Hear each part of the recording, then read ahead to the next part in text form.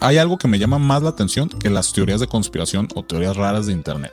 Y eso es darme cuenta o darnos cuenta de por qué nos atraen tanto. Porque no es solo gente loca creyendo cosas, en realidad es gente normal que en algún punto también dudó. Todos conocemos a alguien que cree en algo raro, que si el alunizaje fue falso, que si hay cosas moviéndose detrás de lo que vemos, y normalmente la reacción automática de uno es, pues, en tono de burla. Pero hay algo incómodo en todo esto. Esa misma persona que se burla, en algún punto también duda. Y en este episodio no vamos a ver si esas teorías son reales o no. Vamos a ver algo más raro. Porque aunque no tengan evidencia, pues sigue teniendo sentido.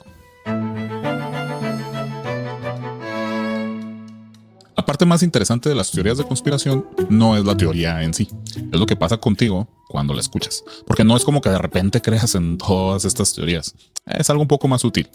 Escuchas la idea, la descartas, pero algo de ella se queda en ti, como una pequeña duda. No sé si te ha pasado, pero no termina de irse. Y lo curioso es que no necesitas creer precisamente en la teoría. A veces solo necesitas que algo no termine de encajar del todo. Puede ser un detalle, una coincidencia, algo que no cuadra completamente. Nada grande, pero suficiente para que tu mente no lo suelte tan fácil. Y ahí es donde empieza todo. No cuando crees, sino cuando dudas. A mí me pasó con esto.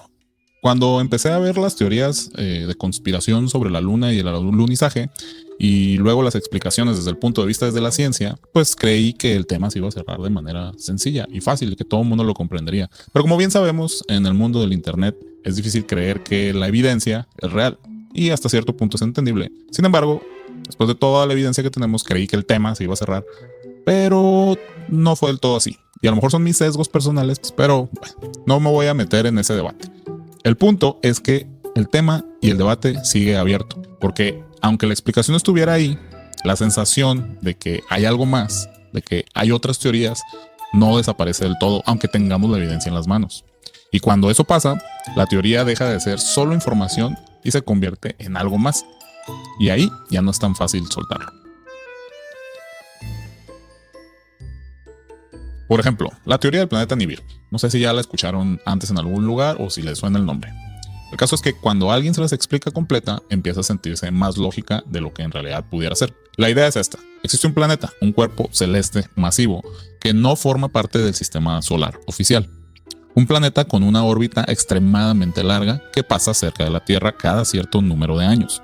Y cuando lo hace provoca cambios en el clima, en la actividad sísmica y en el comportamiento del planeta.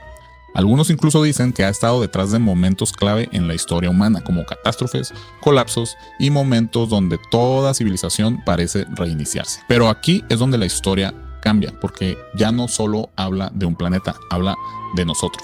Según esta teoría, los llamados Anunnaki, una supuesta civilización avanzada, vendrían de este planeta. Y no solo eso, se dice que tuvieron contacto con la Tierra hace miles de años y que incluso nosotros podríamos venir de ahí. Gran parte de esta idea se popularizó por un escritor llamado Zecharia Sitchin.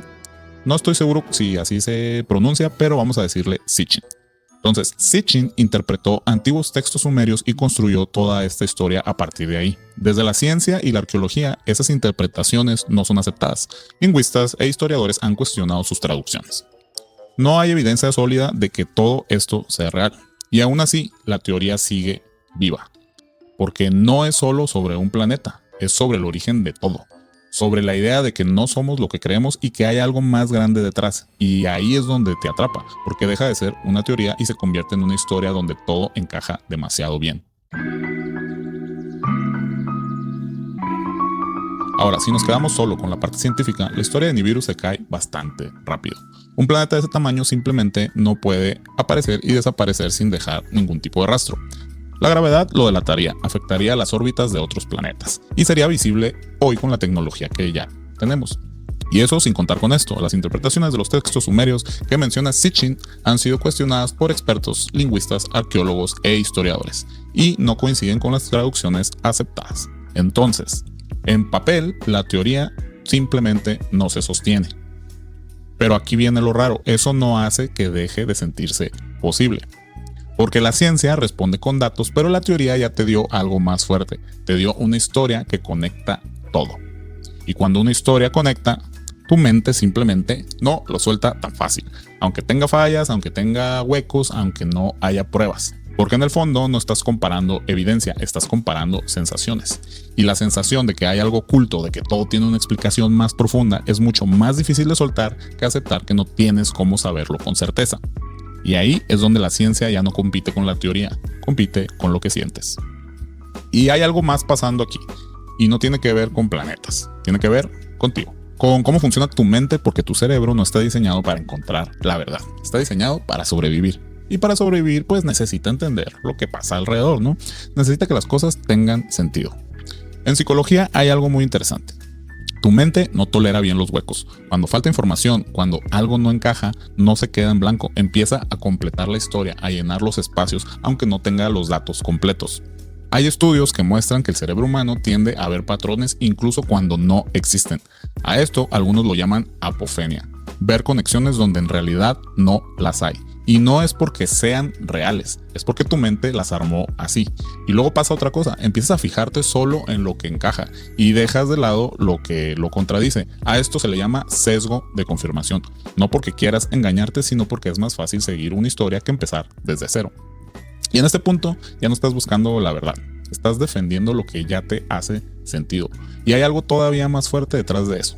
Un investigador llamado Justin Barrett ha estudiado cómo nuestra mente tiende a ver intención en todo, como si siempre hubiera alguien o algo detrás de lo que está pasando. A esto algunos lo llaman una detección de intención hiperactiva, la idea de que algo tuvo que pasar por una razón aunque no tengamos pruebas concretas. Y es curioso porque incluso cuando no hay evidencia, nos resulta más fácil creer que alguien lo provocó que aceptar que simplemente pasó sin más. Porque el caos es incómodo, pero una historia te da control, le da forma al miedo, le da dirección, le da un porqué. Y en ese momento el mundo deja de ser incierto y se convierte en algo que puedes entender.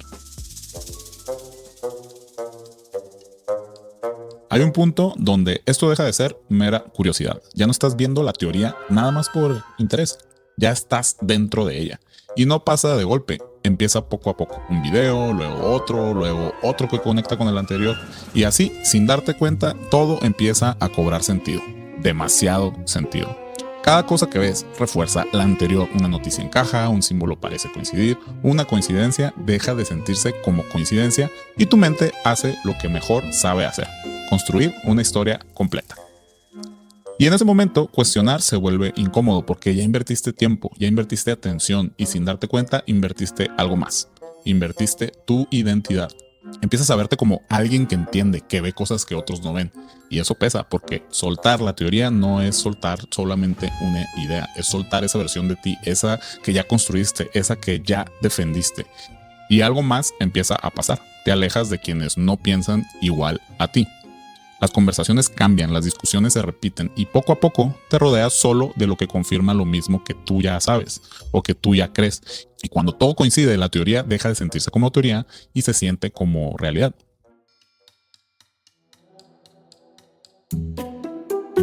Entonces, incluso después de escuchar todo esto, cuando vuelves a oír una de estas teorías, hay algo que se queda.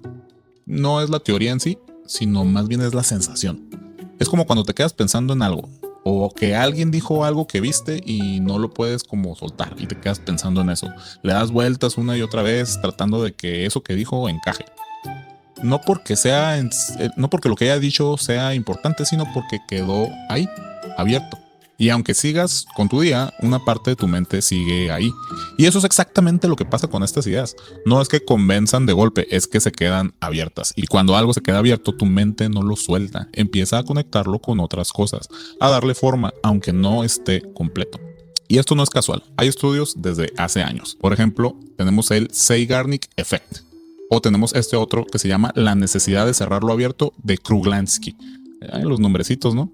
Que básicamente muestran que las cosas que no terminamos son las que más se nos quedan pegadas, las que se quedan aquí en la cabeza y que no podemos sacarlas, nada más por el simple hecho de que no las terminamos, como si la mente no quisiera soltarlas hasta que encajen. Y en ese intento aparecen historias, algunas pequeñas, otras más grandes, algunas también armadas que cuesta mucho soltarlas, porque en el fondo no se trata solo de saber, se trata de sentir que algo encaja.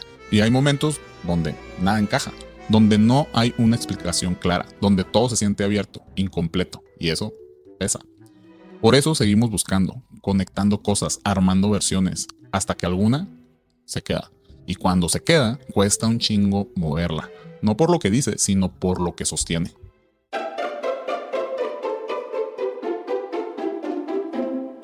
Y pues bueno, hasta aquí la dejamos por hoy. Está curioso este tema porque uno empieza nomás por ver algo y de repente anda ahí dándole vueltas a todo el internet. Y pues no es tanto por la teoría, sino por lo que se nos queda.